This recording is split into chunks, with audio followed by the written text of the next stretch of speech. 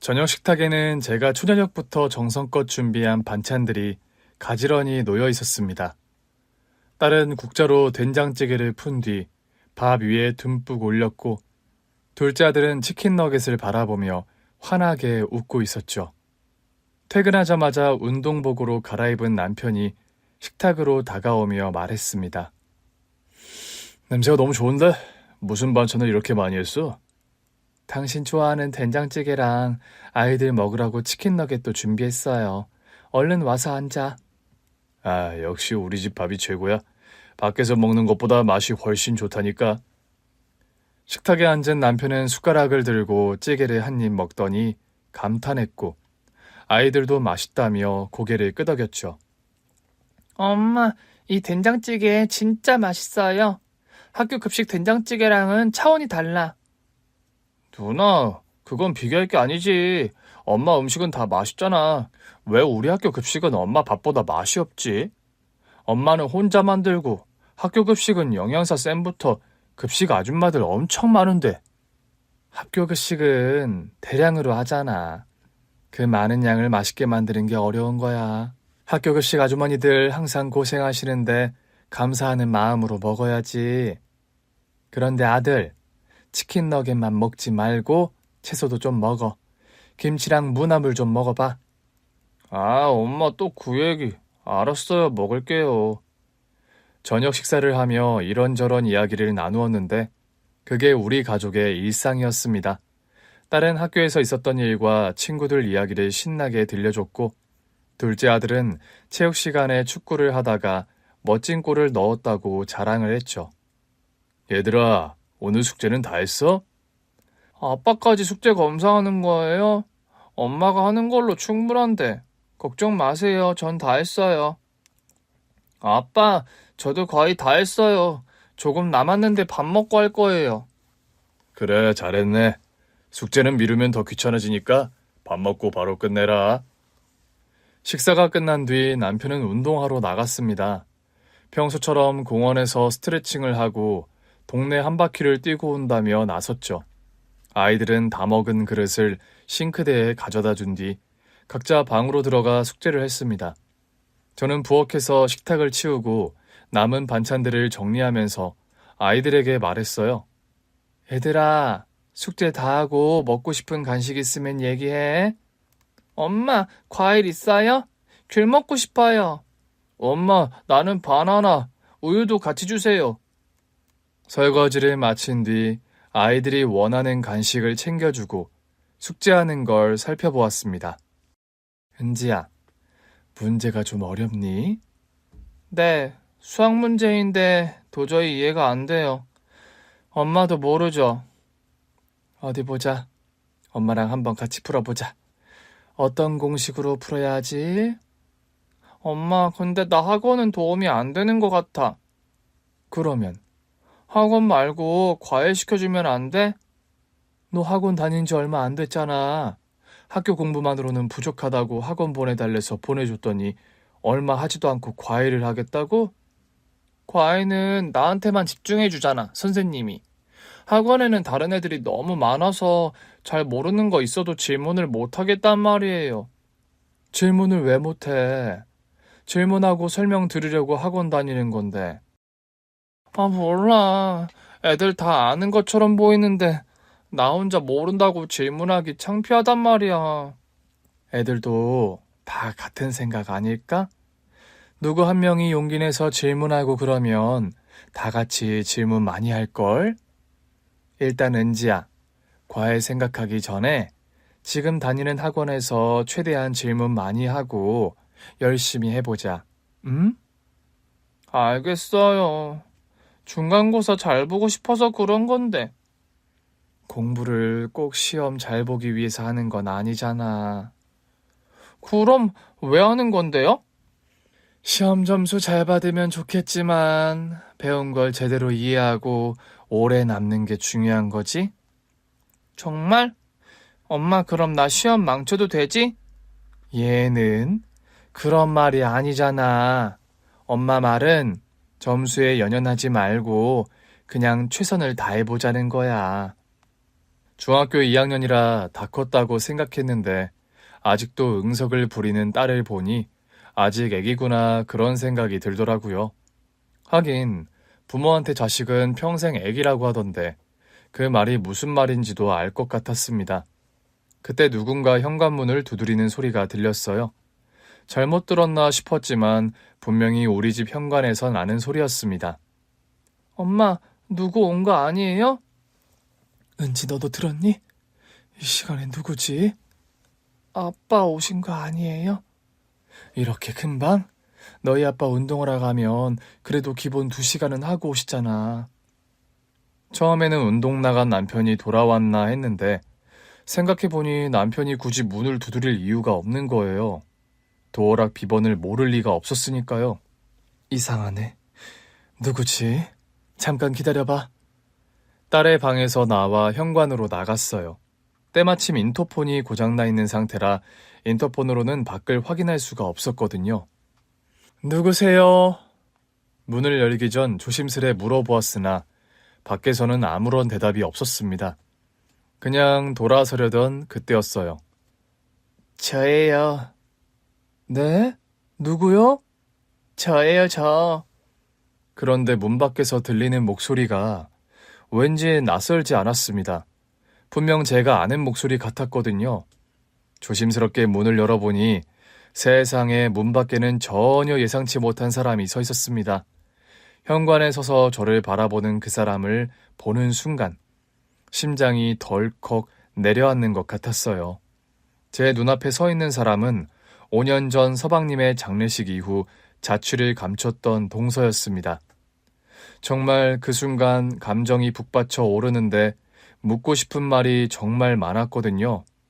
도대체 5년 전 장례식 이후 말도 없이 왜 사라졌던 건지, 왜 아무런 연락을 하지 않았는지, 왜 그렇게 떠나서 사람을 걱정시켰는지, 아니 그보다 왜 5년이 지난 지금 이렇게 갑자기 나타난 건지 온갖 생각들이 뒤엉켜 머릿속이 복잡해졌거든요. 그런데 말이 나오질 않았어요. 몰라볼 정도로 말라서 뼈만 남은 것 같은 동서의 모습이 눈에 들어왔기 때문이었습니다. 그리고 동서 곁에는 작은 남자아이가 동서의 손을 꼭 잡고 서 있었는데 5살 정도로 보이는 아이가 커다란 눈으로 저를 빤히 올려다보더라고요. 동서, 지금 뭐 하는 거야? 갑자기 나타나서 이게 무슨 일이야? 놀라셨죠? 그런데 형님, 저 하룻밤만 재워주실 수 있을까요? 뭐라고? 지금 무슨 말을 하는 거야, 동서? 갑자기 나타나서 재워달라니. 이성을 잃고 화를 내도 이상하지 않은 상황이었지만 처참할 정도로 마른 동서의 모습과 아이의 해맑은 얼굴을 보는 순간 도무지 말을 꺼낼 수 없었습니다. 눈물이 핑 돌았지만 꾹 참고 겨우 말을 했어요. 들어와. 거기 서 있지 말고. 동서는 주춤거리며 아이의 손을 꼭 쥐고 집 안으로 들어왔습니다. 동서가 신발을 벗는 동안 저는 문을 딛고 동서를 거실로 안내했어요. 아이를 처음 보는 사람과 공간이 낯설었는지 동서에게 더 달라붙었습니다. 앉아. 힘들었을 텐데 잠깐 앉아서 좀 쉬어. 감사합니다, 형님. 동서가 소파에 겨우 몸을 기댔고 아이는 동서의 옆에 붙어 앉았습니다. 그때 방에서 숙제를 하던 딸과 아들이 궁금한 얼굴로 거실로 나왔어요. 엄마, 누구예요? 아빠 왔어요? 아무 생각 없이 방에서 나온 저희 아이들 역시도 소파에 앉은 동서와 아이를 보더니 깜짝 놀란 것 같았습니다. 멈칫멈칫하며 더 다가오지를 못하더라고요. 그런데 동서의 얼굴을 빤히 바라보던 딸아이가 조심스럽게 입을 열었어요. 혹시 작은 엄마 아니에요? 작은 엄마? 작은 엄마가 누구지? 은서가 너 기억 안 나? 그 돌아가신 작은 아빠의... 기억이 잘 안 나는데. 근데 옆에 있는 애는 누구야? 나도 쟤는 처음 봐. 엄마, 쟤는 누구예요? 은지랑 은석이 많이 컸구나. 오랜만이지. 작은 엄마야. 오랜만이다, 얘들아. 안녕하세요, 작은 엄마. 근데 엄청 오랜만에 오셨네요? 동서가 사라진 것은 5년 전, 당시 딸아이는 10살이었고, 저희 막내는 초등학교에 막 올라갔을 때였거든요. 아들은 동서를 기억 못하는 것 같았지만, 딸아이는 동서를 알아보더라고요. 그런데 당시에는 인사가 중요한 게 아니었습니다. 동서랑 먼저 이야기를 하는 게 맞다고 생각했는데, 아이들이 있으면 대화하기가 쉽지 않을 것 같아서 애들을 들여보내야 했어요. 너희들 숙제 안 하니? 얼른 들어가서 공부해. 엄마, 그런데 작은 엄마 맞죠? 오랜만에 뵈니까 반가운데? 들어가라니까? 나중에 얘기해줄게. 아들과 딸은 제 표정이 심상치 않다는 걸 느꼈는지 조용히 방으로 들어갔지만 방으로 들어가서도 계속 문틈으로 고개를 내밀어 작은 엄마와 아이를 궁금해하는 눈치였습니다. 저는 거실로 돌아와 동서 앞에 앉았어요. 눈앞에 앉아있는 동서의 모습이 너무 달라져서 한마디도 쉽게 꺼낼 수가 없었거든요. 동서는 제 시선을 피하며 고개를 푹 숙이고 있었습니다. 갑자기 왜 나타난 거야? 도대체 5년 동안 어디 있었던 거야? 형님, 정말 죄송합니다. 드릴 말씀이 많지만 일단 아이 때문에 오늘 하루만 재워주실 수 있는지. 아이? 동서, 이 아이가 설마... 저는 동서 옆에 앉은 아이를 바라보았는데 자연스럽게 아이를 꼼꼼하게 뜯어보게 되더라고요. 짙은 눈썹과 똘망해 보이는 눈망울, 오뚝한 콧날. 정말 이 아이가 그 아이구나. 그런데 그때 아이가 제 시선을 느꼈는지 겁먹은 표정으로 동서의 품에 얼굴을 무드며 안겼습니다. 이 아이가 5년 전에 떠날 때 뱃속에 있던 그 아이인 거야? 얘는 서준이에요. 서준이라는 이름을 듣는 순간 가슴 한편이 저릿했어요. 5년 전 시동생 장례식에서 동서의 배를 쓰다듬으며 태어나지도 않은 아이가 불쌍해서 어쩔 줄 모르던 그때가 떠올랐거든요. 하지만 서준이라는 이름은 낯설었습니다. 그냥 그 당시에는 태명으로만 불렀거든요. 행복이. 아이의 태명은 행복이었습니다. 유복자로 태어날 운명이었던 아이. 행복이라는 태명이 서글프게 느껴질 만큼 태어나기도 전부터 많은 엄마 뱃속에서 많은 일을 겪어야 했던 아이. 그 행복이가 눈앞에 있는 서준이라는 아이인 걸까요? 5년 전 떠날 때 뱃속에 있던 그 아이가 맞냐는 질문에 동서는 정확한 답을 하지 않았어요. 그 또한 묘하게도 신경이 쓰였지만 어쨌든 이렇게 만나게 된 이상 모든 이야기를 들어야 한다고 생각을 했어요. 아주버님은 어디... 잠깐 운동하러 나갔어. 금방 돌아올 거야. 그렇군요, 형님. 놀라셨죠? 죄송합니다. 정말 죄송해요. 동서는 고개를 숙인 채 눈물을 흘렸고 어떤 말을 해야 할지 몰라 잠시 침묵이 흘렀고 저는 그 어색함을 견디기가 힘들어 애써 태어난 척 행동을 했습니다. 저녁은 먹었어? 밥 안 먹었다고 하면 지금 차려줄게. 형님 그러지 않으셔도. 됐어. 일단 앉아 있어. 저는 부엌으로 가서 급하게 냉장고를 뒤졌어요. 남은 밥과 반찬을 데우면서도 머릿속은 복잡하기만 했습니다. 도대체 무슨 일이 있었던 건지, 왜 이렇게 된 건지, 동서와 서준이라는 아이가 우리 집 현관 앞에 나타난 이유가 뭔지 그런 생각이 꼬리에 꼬리를 물었거든요. 머릿속은 복잡했지만 손은 바지런히 움직였고 금방 식탁을 차릴 수 있었어요. 배고프지? 차린 건 없지만. 아니에요, 형님. 형님은 옛날부터 음식 솜씨가 워낙 좋으셨잖아요. 그렇게 식탁에 앉아 호호 불어가며 아이에게 밥을 먹는 동서를 보니 옛 기억이 아득하게 떠올랐습니다. 탈 많고 한 많은 그 세월을 돌아볼 수밖에 없더라고요. 저는 평범한 가정에서 태어나 부모님의 사랑 속에서 자랐습니다. 저희 집은 넉넉하지 않았지만 언제나 따뜻했어요. 아버지는 동네 작은 공장에서 일하시며 우리 가족을 먹여 살리셨고 어머니는 이웃들을 도와 집에서 바느질 일을 하셨습니다. 저희 부모님은 정말 법 없이도 사는 사람 그 자체였거든요. 얼마나 성실하고 정직한 분들이셨는지 그 모습을 보며 자란 저는 가난이 부끄럽지 않았습니다. 하지만 고등학교를 졸업할 즈음엔 이런 생각이 들더라고요. 더 이상 부모님께 짐이 되고 싶지 않다는 생각이요. 그래서 졸업하자마자 서울로 상경을 했습니다. 작은 격리직 구인 광고를 보고 지원했는데 다행히 운이 좋았는지 합격을 했거든요. 처음 서울역에 도착했을 때의 설렘과 두려움은 지금도 생생히 기억나요.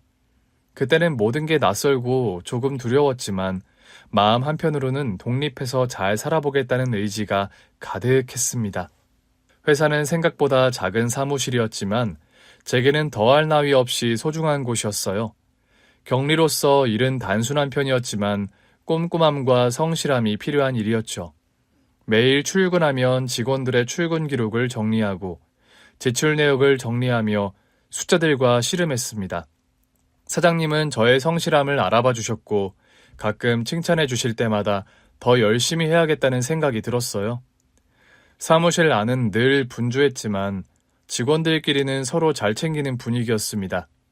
그러던 어느 날 회사 내 다른 직원들과 함께하는 회사 친목회, 지금으로 말하면 워크숍 같은 거였던 것 같은데 하여튼 그 자리에서 남편을 만났습니다.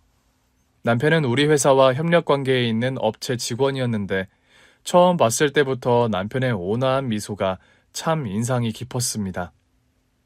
여기 앉으세요. 짐도 많으실 텐데 제가 옮겨드릴게요. 아, 감사합니다. 제가 할 수 있어요. 아니에요. 이런 건 제가 도와드려야죠. 그렇게 자연스럽게 대화를 시작했고 하루 종일 이야기를 나누다 보니 어느새 서로에 대해 더 알고 싶어지더라고요. 그는 저보다 나이가 조금 많았고 성격은 차분하면서도 배려심이 많았습니다. 제 말에 귀를 기울여주고 제가 하는 일들을 진심으로 응원해주는 모습이 서울 생활을 아등바등 버티고 있던 저에게 큰 위로가 되었던 것 같아요. 워크샵 이후로 우리는 종종 연락을 주고받았습니다.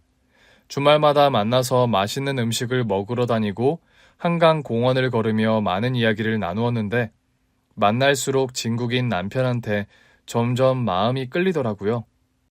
엄마, 아빠랑은 어떻게 만난 거예요? 진짜 궁금해요. 응? 너희 아빠랑? 그때 엄마가 회사에서 일할 때였는데. 뭐야, 엄마가 먼저 대시했어요? 아니면 아빠가 고백했어요? 아휴, 너희 아빠가 먼저 고백했지. 그렇게 안 보이지만 너희 아빠 그때 얼마나 적극적이었는데. 뭐? 보자마자 첫눈에 홀딱 반한 건 당신이었잖아. 내가 눈치가 빨라서 단번에 알았지. 너희 엄마가 아빠를 엄청 좋아했어. 어머나, 처음 보자마자 짐 들어주겠다면서 관심 보인 게 누군데? 그건 그냥 여자가 무거운 거 들고 있으니까 그런 거지. 그럼 나 말고 다른 여자들한테 다 그랬나 보네. 아빠, 그건 진짜 별로다. 그런 걸 어장관리 한다고 그러잖아요. 어장관리하는 남자 딱 질색. 뭐? 은지 네가 그런 말을 다 알아? 아이고 됐어 그만해. 얘들아, 사실 아빠가 엄마 많이 좋아했어.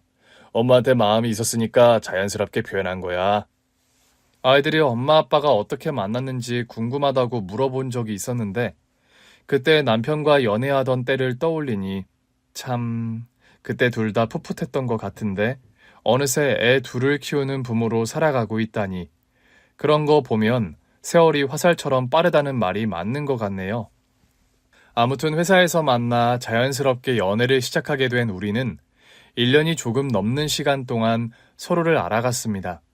힘든 일이 있을 때면 서로를 응원해주고 기쁜 일이 있을 때면 함께 웃으며 행복을 나눴어요. 남편이 없었다면 서울 생활이 정말로 힘들었을 거예요. 미선아, 너는 나한테 정말 특별한 사람이야. 네가 힘들 때 항상 내가 미선이 네 곁에 있다는 걸 잊지 말아줘. 알겠지? 그런 글을 보며 저는 결혼이라는 미래를 그려보았던 것 같습니다. 그때 시부모님은 시골에 거주를 하고 계셨는데 평범한 집이었지만 좀 특이한 점이 있었거든요. 바로 결혼을 하면 저한테 나이 차이가 엄청 많이 나는 어린 시동생이 생긴다는 거였습니다. 결혼을 할 당시 남편에게는 띠동갑 이상 차이가 나는 어린 남동생이 있었거든요. 결혼을 준비하던 중 남편이 조심스럽게 말했던 기억이 나네요. 미선아, 결혼하면 우리 막내도 잘 부탁할게. 아직 초등학교 5학년인데 나이 차이가 너무 나다 보니까 호칭이며 뭐며 참 부르기가 어색하네.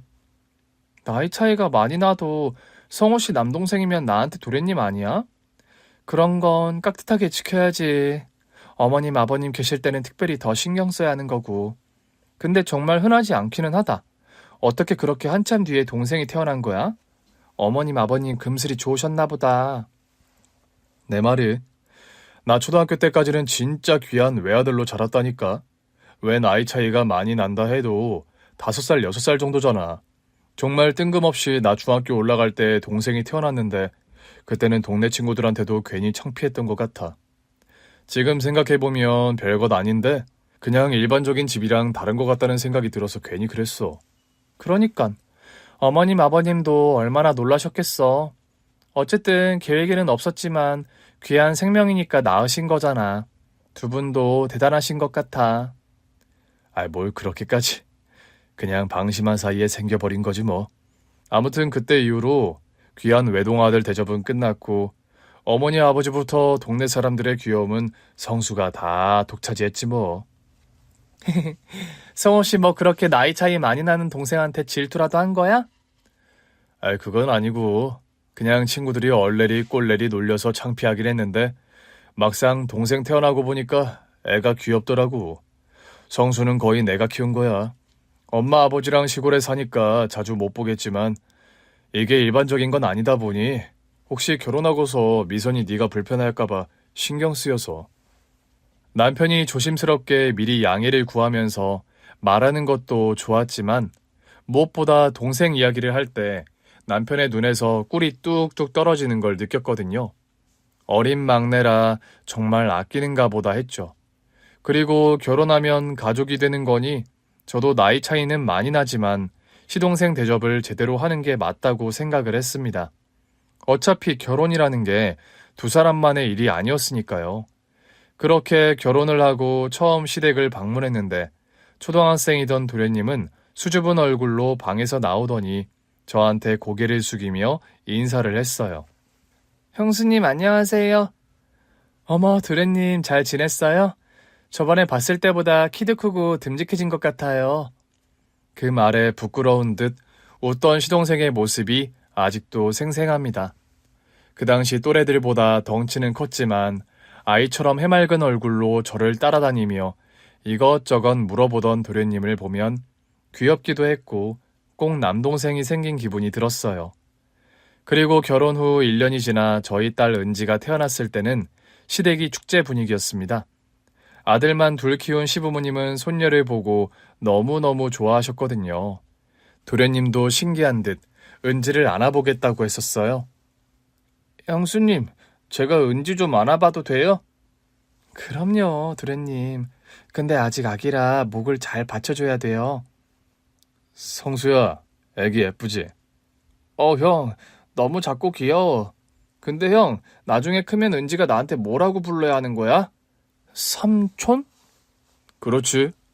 삼촌인데 나중에 성수 네가 커서 결혼하면 작은 아버지가 되는 거겠다. 작은 아버지. 엄청 웃기다.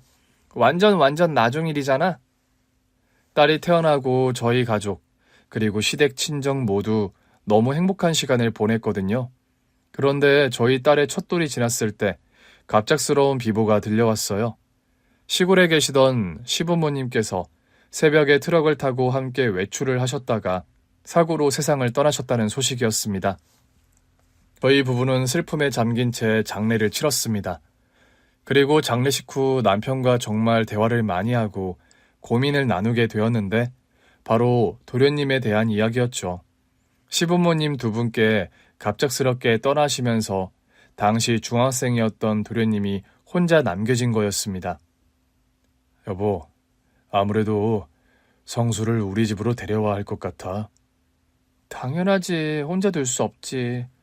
도련님도 많이 힘들 텐데 같이 살면서 챙겨줘야지. 그렇게 도련님은 우리 집으로 오게 되었어요. 처음엔 많이 어색해했죠. 아직 사춘기라 부모님을 잃은 슬픔에 마음을 잘 열지 못하는 것 같았거든요. 하루는 도련님 방 앞을 지나가는데 방 안에서 작게 흐느끼는 소리가 들리더라고요. 문을 두드리자 도련님이 놀란 얼굴로 문을 열었습니다. 도련님, 괜찮아요? 형수님, 아니에요. 그냥 생각이 많아서. 어머님, 아버님 생각나는 거죠? 저도 마음이 너무 아프네요. 네, 형수님. 너무 갑자기 일어난 일이라 아직 받아들이는 게 힘든 것 같아요. 당연한 거예요. 그치만 도련님, 우리는 가족이잖아요. 힘들면 언제든 이야기해요. 형이랑 저는 언제나 도련님 곁에 있을 거예요. 그날 이후로 도련님은 점점 마음을 열기 시작했습니다. 저희 딸 은지와도 자주 놀아주고 저를 많이 도와줬어요. 남편과 저는 도련님이 어두운 그늘을 벗어나 건강하고 밝게 자랄 수 있도록 최선을 다했습니다. 그렇게 우리의 가족은 한층 더 단단해졌고 어느새 도련님도 우리의 가족의 일상에서 소중한 가족의 일원이 되었습니다. 그리고 시동생이 고등학생이 되었을 무렵 저는 둘째 은석이를 낳았습니다. 아직 어린 딸 은지와 갓 태어난 은석이를 보며 정신없이 바쁜 나날을 보냈는데 도련님은 우리 가족에게 없어서는 안 될 든든한 존재가 되어 주었어요. 형수님, 다녀왔습니다. 아파트 단지에 봄꽃이 많이 피어서 너무 예쁘더라고요. 은지가 꽃잎 모아서 형수님 드리겠다고 했어요. 엄마, 이거 삼촌이랑 엄마 주려고 많이 모았어. 아유, 우리 도련님 덕분에 은지 재미있게 잘 놀았구나. 은지 이거 엄마 주는 거야? 고마워. 도련님, 은지가 힘들게 하진 않았어요? 힘들긴요, 형수님. 은지가 얼마나 얌전한데요. 근데요, 은지를 보면 형이랑 어릴 때 놀던 생각이 나요. 형이 항상 저 손잡고 다니면서 놀아줬거든요. 그때 제가 은지 나이고 형이 제 나이 정도였던 것 같은데 진짜 신기해요. 그 말을 듣는데 가슴이 뭉클하더라고요. 남편이 어릴 때 도련님에게 얼마나 정성껏 사랑을 베풀었는지 새삼 느껴졌거든요. 그리고 어느새 훌쩍 큰 도련님이 조카들에게 그 마음을 그대로 전해주는 모습이 대견하게 생각이 되었습니다. 하루는 은지가 장난감을 가지고 거실에서 놀다가 은석이가 자꾸 만지려 하자 짜증을 냈어요. 은석아, 이거 내 거야. 누나 거야. 저리 가. 은지야, 동생이니까 같이 놀아야지. 은석이는 누나가 제일 좋아서 그러는 거야. 그래도 내가 먼저 가지고 놀고 있었는데. 그럼 삼촌이랑 같이 은석이 장난감 만들어줄까? 그러면 은석이가 누나 장난감 안 건드릴걸? 진짜요? 그럼 저도 도와줄래요. 도련님은 학교 마치고 돌아오면 항상 저희 아이들과 시간을 보냈습니다. 도련님 덕분에 우리 집은 늘 웃음소리가 끊이질 않았던 것 같아요. 그러다 어느새 도련님은 고3이 되어 입시를 준비하게 되었는데 정말 마음을 다잡고 성실하게 공부를 했습니다. 방에서 열심히 책을 읽고 문제를 푸는 모습을 보면 저절로 미소가 지어졌거든요. 막상 우리 애들은 한참 어린데 집에 입시생이 있으니 제가 입시생 엄마가 된 것 같은 느낌이었죠. 도련님, 공부하다 배고프면 간식 챙겨 먹어요. 힘들면 꼭 말하고. 형수님, 제가 도와드려야 하는데 너무 신경 못 써서 죄송해요. 아니에요. 지금 도련님이 공부하는 게 제일 중요한 일이잖아요. 우리도 도련님 응원하고 있으니까 열심히 해요. 알겠죠? 남편과 저는 도련님의 학업을 위해 아낌없이 지원을 했습니다. 학비와 참고서, 학원비를 지원하며 도련님이 하고 싶은 공부를 마음껏 할 수 있도록 도왔죠.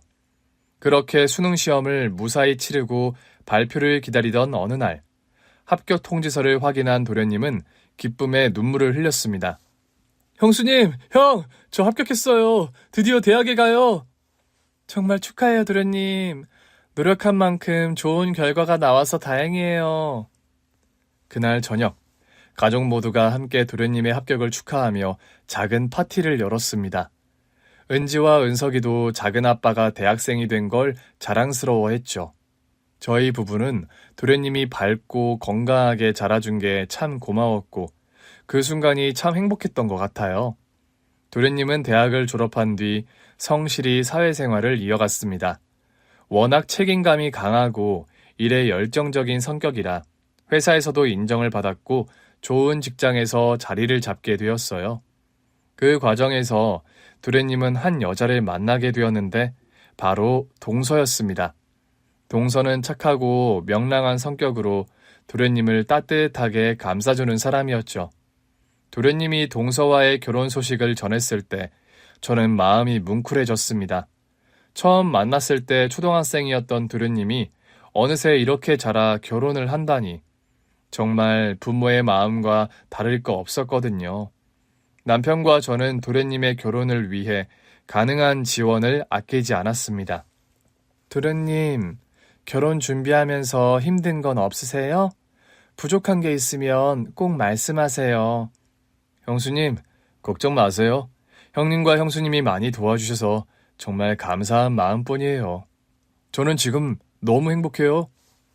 도련님과 동서의 결혼식 때는 남편과 함께 혼주석에 앉았는데 눈물이 그렇게 나더라고요. 그리고 결혼 이후 도련님, 아니 서방님 부부는 평온하고 행복한 신혼생활을 보냈습니다. 동서는 집안일을 알뜰히하며 서방님을 잘 내조했고 서방님 역시 퇴근 후 집으로 돌아가는 시간을 손꼽아 기다릴 만큼 아내를 사랑했어요. 제가 생각했을 때 그때가 서방님의 인생에서 가장 행복했던 때였던 것 같습니다. 어릴 때 부모님이 돌아가시고 저와 남편과 함께 지냈지만 자신의 가정을 이루니 책임감을 많이 느꼈지만 그와 동시에 엄청나게 안정된 것 같았거든요. 그러다 어느 날 서방님이 기쁜 소식을 전했습니다. 동서가 임신을 했다는 거였어요.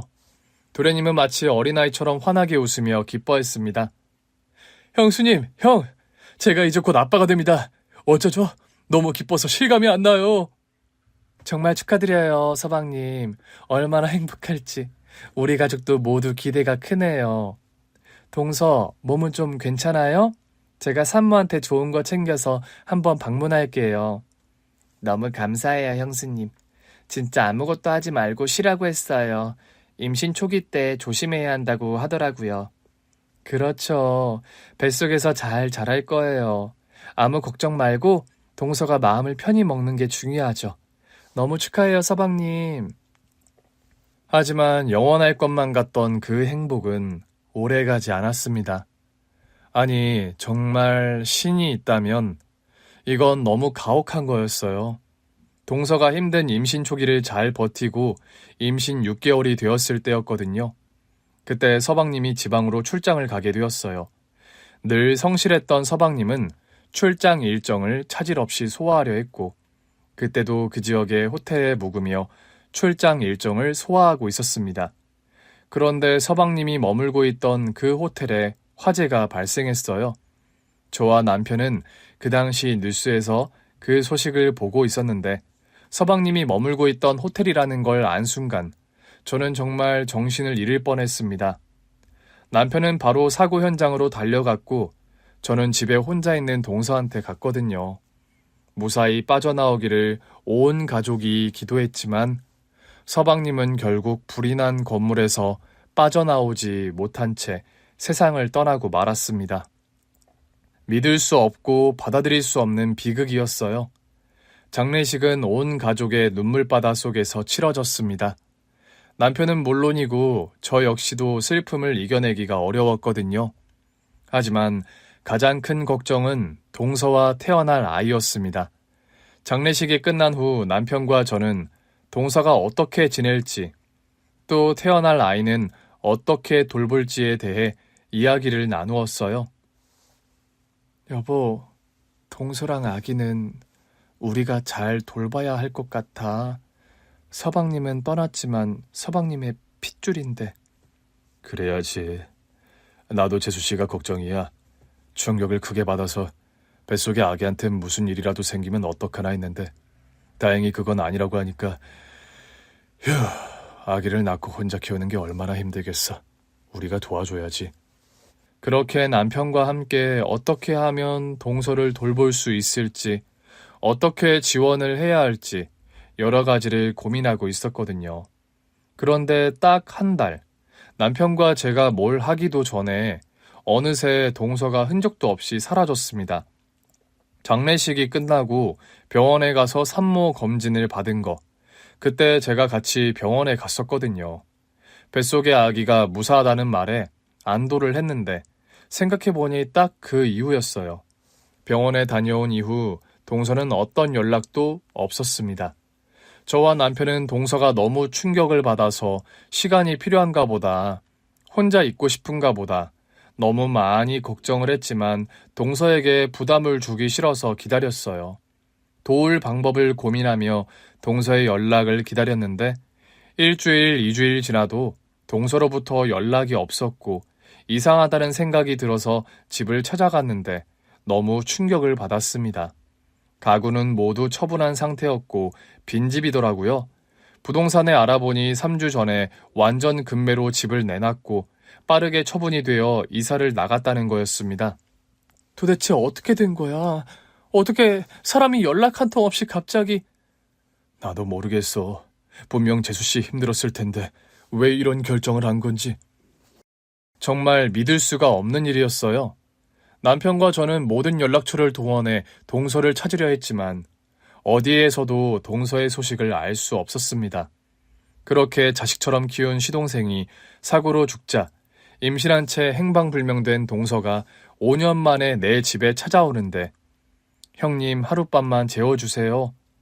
삐쩍 마른 동서 옆 남자아이를 본 순간 이성을 잃고 말았습니다. 밥을 다 먹고 동서의 곁에 앉아있던 서준이가 졸린 눈을 비비며 하품을 하기 시작했어요. 동서는 안쓰러운 얼굴로 서준이를 바라보며 말했습니다. 형님, 서준이가 너무 졸려하는데 방 한쪽에 잠깐만 눕혀도 될까요? 그러면 은석이 방에 재우는 게 좋겠어.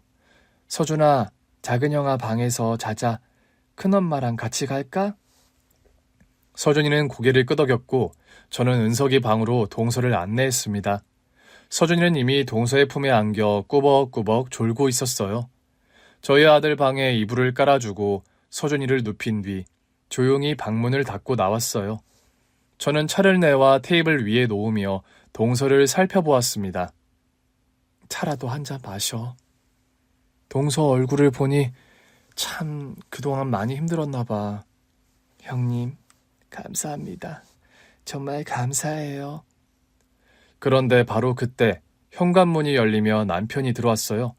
남편은 신발을 벗으며 현관에 있는 낯선 신발을 보고 고개를 갸웃하더라고요.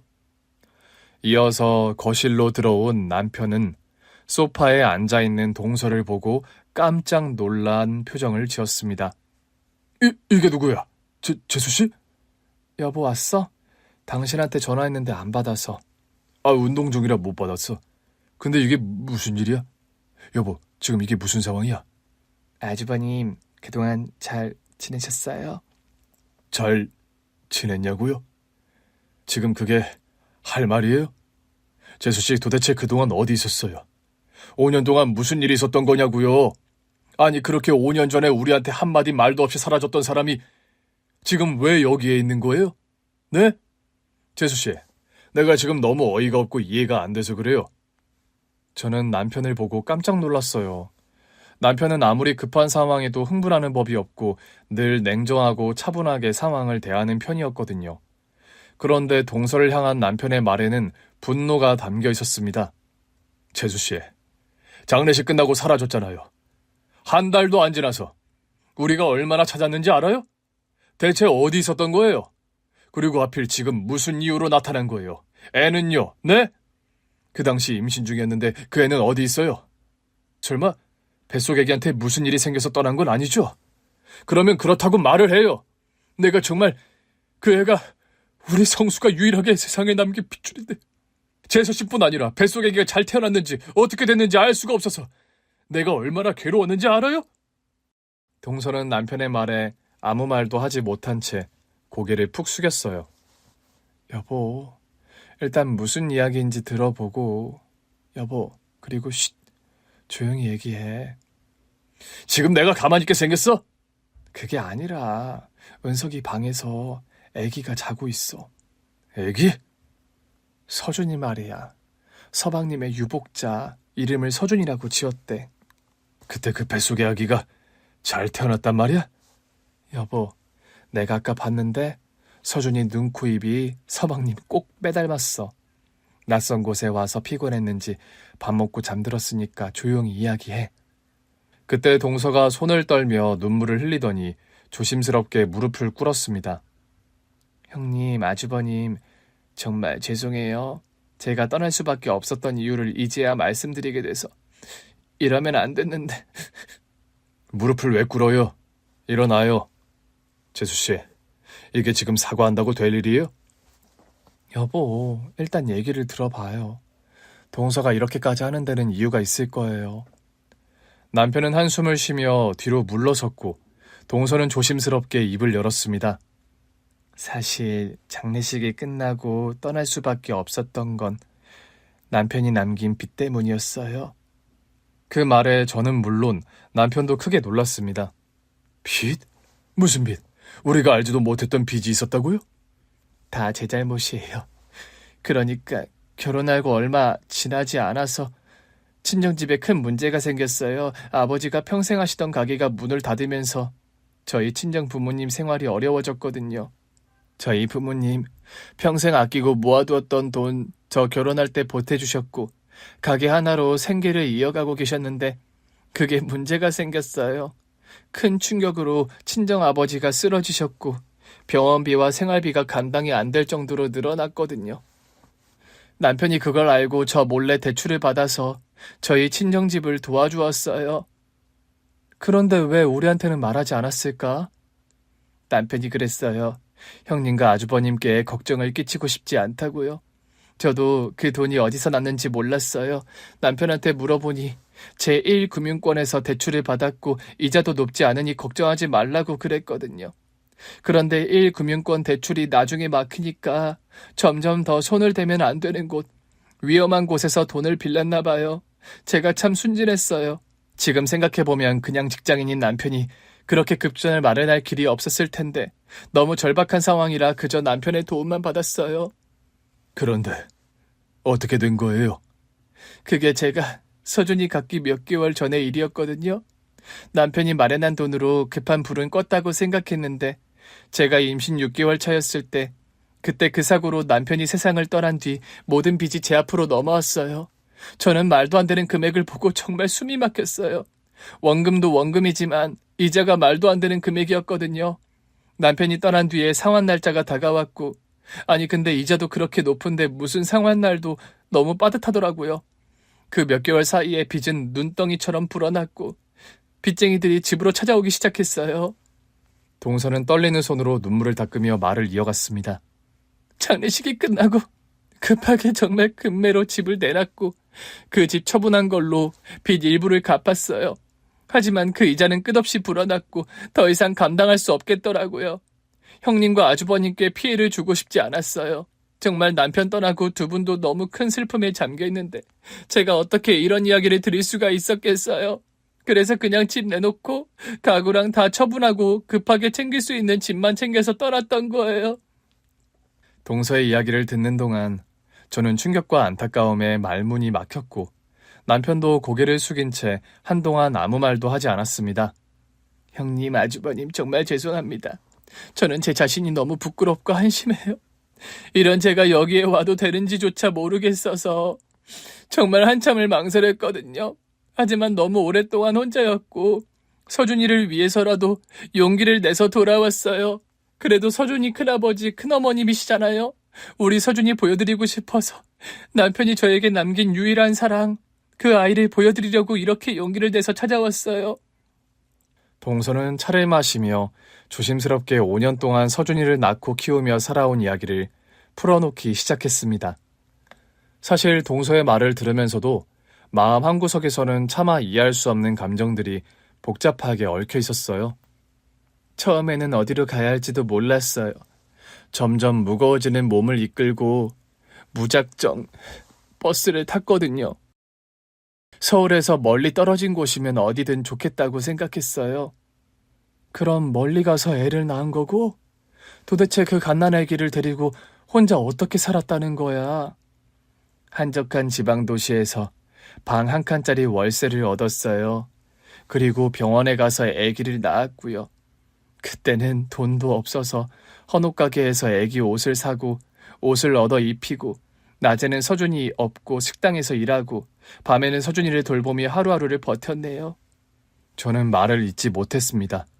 서준이를 낳고 그렇게 힘든 시간을 홀로 보냈을 동서를 생각하니 가슴이 먹먹해졌어요. 그러다 동네 아주머니가 제가 서준이 옷을 수선해서 입히는 걸 보고 손재주가 좋다면서 일을 한번 해보는 게 어떠냐고 하셨어요. 그래서 용돈벌이 삼아 동네에서 아동용 낮잠 이불과 옷을 만들어 팔기 시작했죠. 어머나, 식당에서 일을 하다가 그런 기회를 얻게 됐구나. 네, 형님. 정말 그냥 서준이 옷 입히려고 그런 거였는데 그걸 아주머니께서 알아봐 주셨고 어느 날 한 손님이 제가 만든 물건을 보고 너무 예쁘다며 온라인으로 팔아보라고 했어요. 처음에는 겁도 났지만 다행히 그 손님이 온라인 판매를 도와주겠다고 해서 시작을 했거든요. 세상에 너무 대단한데 동서? 아니에요, 형님. 정말 사람이 어떻게든 살아보려 하면 사라진다는 게 맞는가 봐요. 그냥 운이 좋았던 것 같기도 하고 어떻게든 애기 잘 키워보라는 하늘의 뜻이었겠죠. 처음엔 하루에 2-3개 주문이 들어오면 정말 기뻤거든요. 그러다 입소문이 나기 시작했는지 주문량이 늘더라고요.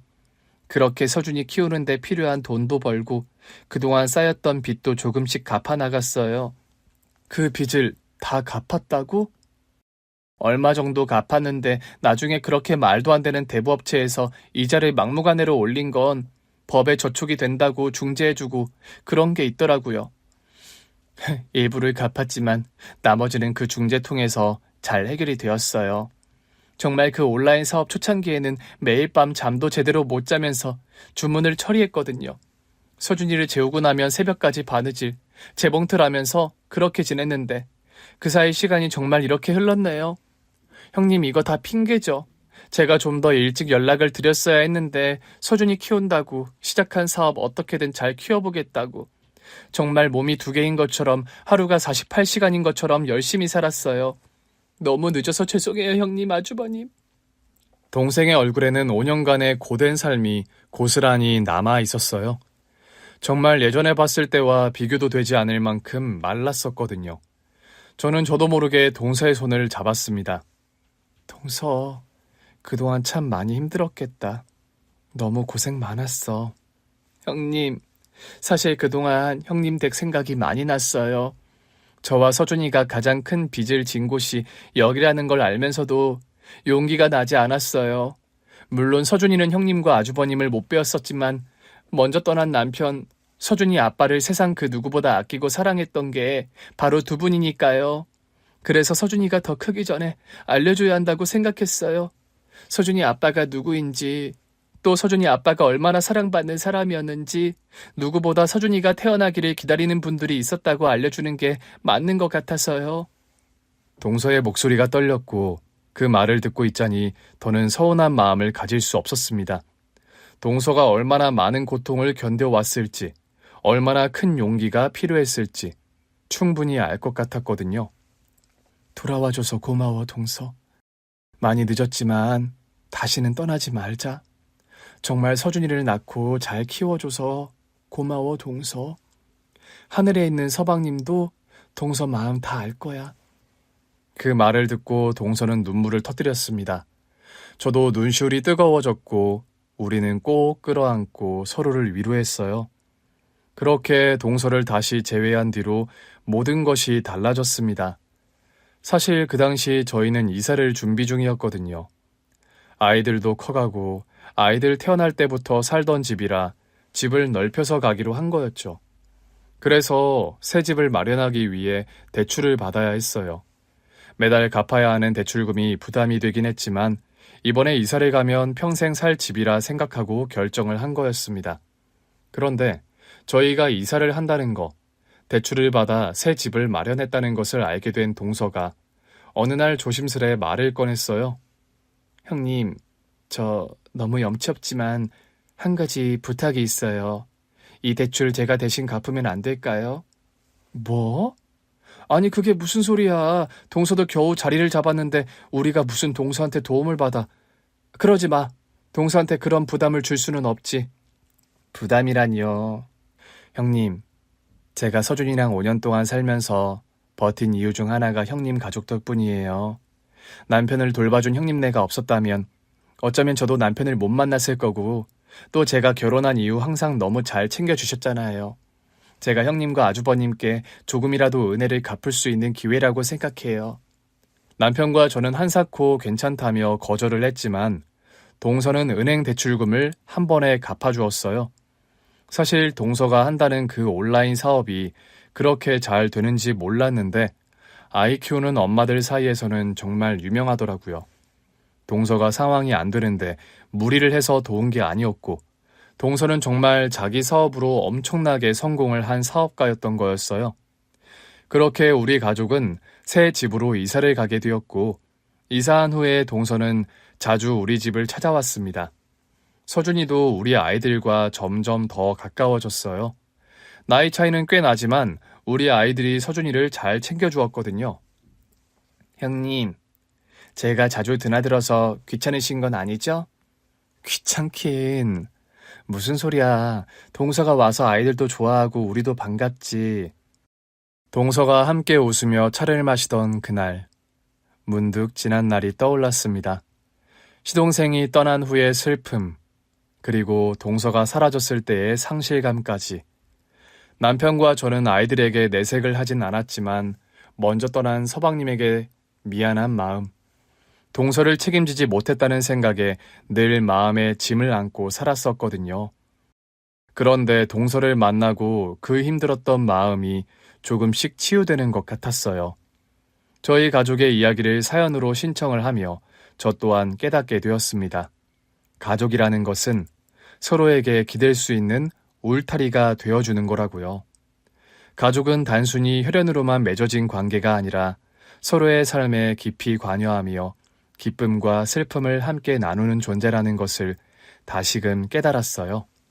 때로는 기대고 때로는 기댈 수 있게 하며 혼자서는 견딜 수 없는 무게를 함께 짊어질 수 있는 사람들. 힘들고 아픈 시기를 지나며 우리는 진정한 가족의 의미를 배웠습니다. 서로를 보듬고 나아가며 더 단단해진 지금의 우리의 모습은 결국 진심으로 연결된 마음들이 만들어낸 기적 같은 결과임을 알게 되었고 청취자 여러분과 이 마음을 꼭 나누고 싶었어요.